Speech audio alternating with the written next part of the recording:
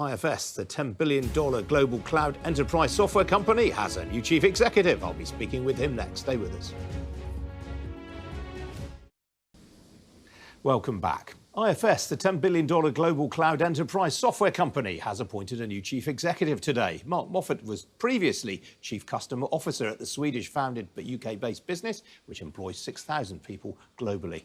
Well, IFS has more than 6,500 customers worldwide, including Electrolux, also Windscreens and Icelandair. And I'm very pleased to say Mark Moffat joins me now. Mark, welcome to you.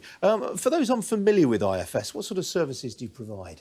Good morning. So we provide global enterprise software for those types of companies you just described. So any company that's got complex operational processes or assets that need to manage, our software helps reduce costs, improve productivity and reduce complexity.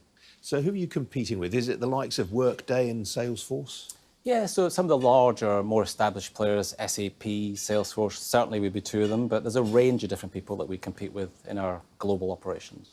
Are people buying your services essentially then to reduce costs or make themselves more efficient? Yeah, there's a whole series of things. So certainly AI is something that we've invested in significantly over the last 5 years.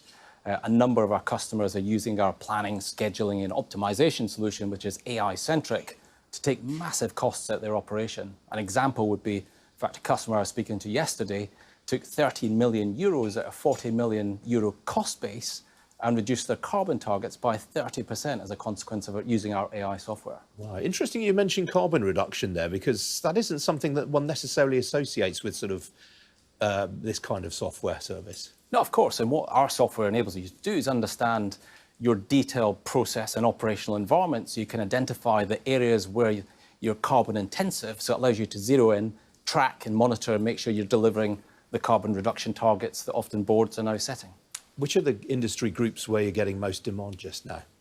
So any asset intensive operations or operationally intensive, so think utilities, aerospace, defence, manufacturing, telecom, those are the types of businesses.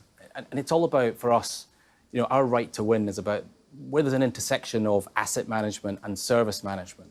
So a big asset together with big field forces, and we help optimise that. But as I understand it, you also are quite happy to go for smaller customers as well. It's not a sort of one-size-fits-all service. That's right. We've rapidly grown over the last 5 years in particular. 5 years ago, we were a 400 million top-line euro business, and now we're about 1.5 billion for the year ahead. So we've come from a heritage of serving kind of middle market, if you like, but we're right in the top tier now, and we're serving some of the most complex companies internationally. You mentioned the growing importance to the business of AI. I mean, to that end, you completed a big deal in California last year. Are there more acquisitions planned? Yeah, no, absolutely. AI is obviously the buzzword for us right now, and that's where a lot of the industry are focused. But we're looking at a range of M&A targets. We're lucky to be well capitalised with 3 private equity investors, and they're very supportive of us continuing inorganic growth. Yes, you've had a bit of a reshuffle on the shareholder front. I mean, you do have more firepower at your disposal. Roughly how much? Well, we're very lucky because we've got 3 top-tier private equity firms, and they've got capital available, and they're very supportive of what we delivered as a management and executive team.